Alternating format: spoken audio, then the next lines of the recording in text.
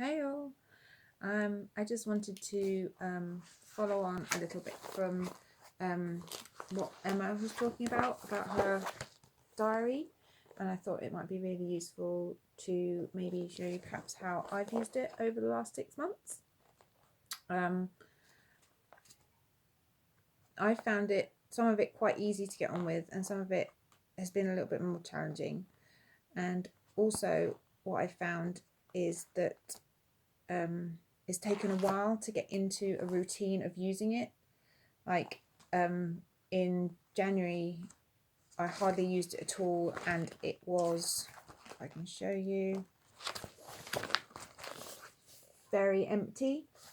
And then it started to get a little bit fuller, but it lacked a little bit of zing and a little bit of colour.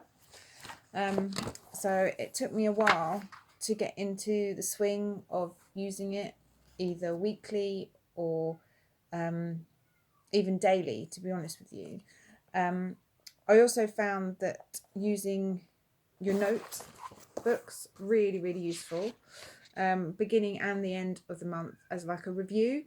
So you could figure out where you'd finished from the month before and then where you wanted to go in the month ahead as well, which is really good. And you can just scribble it down, it doesn't matter, you can make a mess.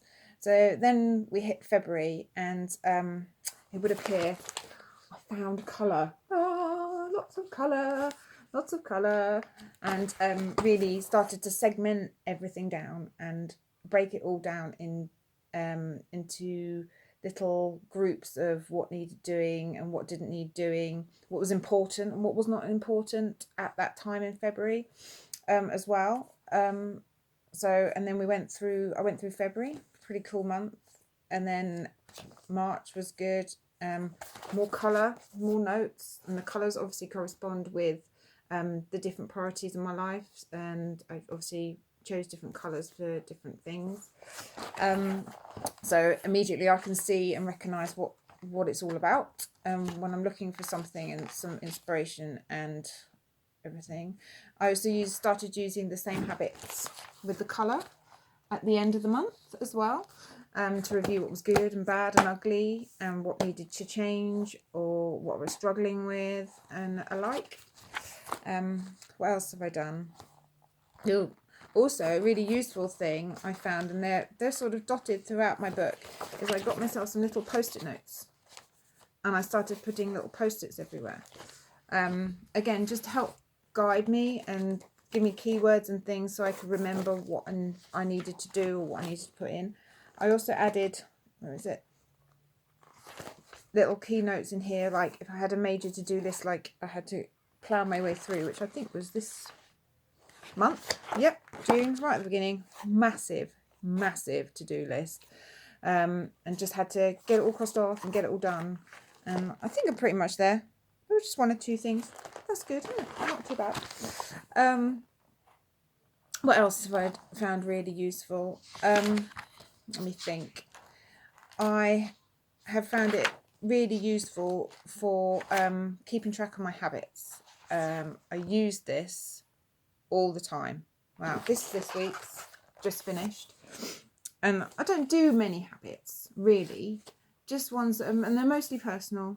There's nothing in there really major. It's just about looking after myself, my health and my wealth and things like that. My riding is obviously important. And also I find if I've introduced something new, like I had a new habit to introduce this month, was as an extra activity, physical activity for myself.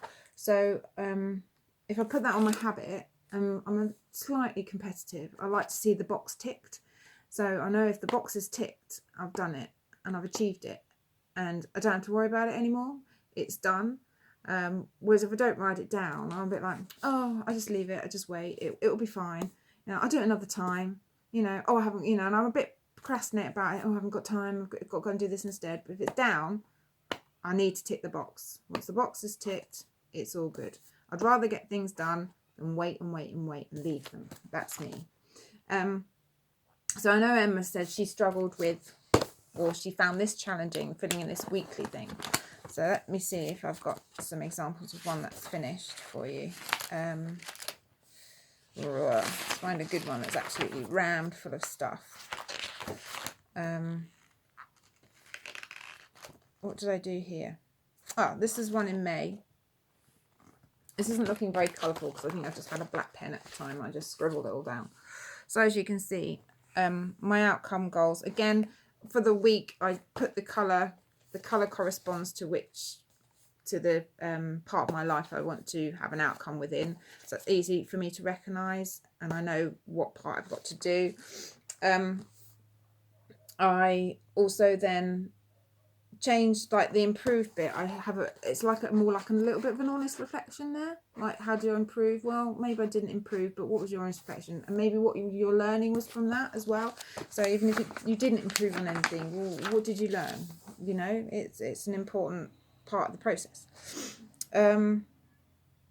What else happened? I always try and find something to be grateful for as well. And online you'll find lots of different apps and things that you can do.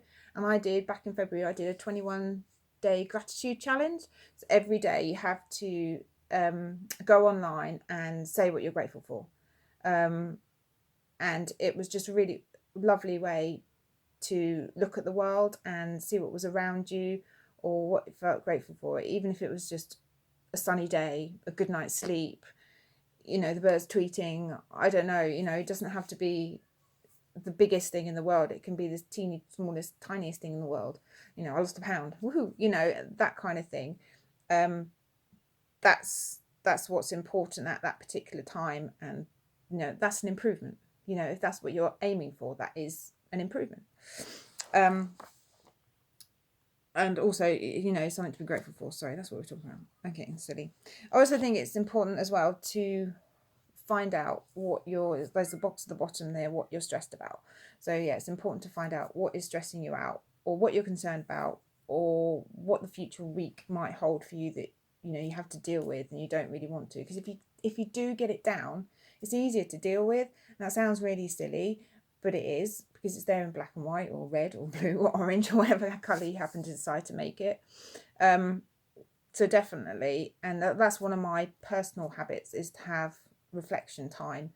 And I get my diary and I flick backwards and forwards, and I even read right at the front and remind myself why I started this back in last November. Why then in January I started to play around with the diary. Why then in February I was doing the diary more regularly, and why now every day for 5 minutes a day the diary sits on the top of my landing. It's open on the page, the current page, and I come upstairs before I go to bed, tick, tick, tick, habit, done. Next day, routine, good night, job done. It's as easy as that. And it only takes 2 minutes. 2 minutes to clean your teeth, 2 minutes to do your book, and then you're under the duvet, and then you're snoozing and you're ready for the next day. And that's just how I do it. This first half of the month for me hasn't turned out quite as I expected, unfortunately. May was just awful, but we got over that and had a better June. Also, the other thing is I've completely and utterly decided, where I find it, to review my next 6 months. So although I'd already filled it in, as you can see, with all my pretty patterns and everything of what I intended to do back in the beginning of January, I've completely changed a lot of areas in my life and have completely redone my next 6 month goals. So we will see how they go, and obviously I will keep you guys informed. But I'd like to thank you for listening to me, and I hope I've given you some help about maybe how to use your diary. But I certainly want to show you, hope that you get that it is easy, and can be just so quick and easy once you get into that routine. Make it a habit to do it for 2 minutes every evening before you go to bed.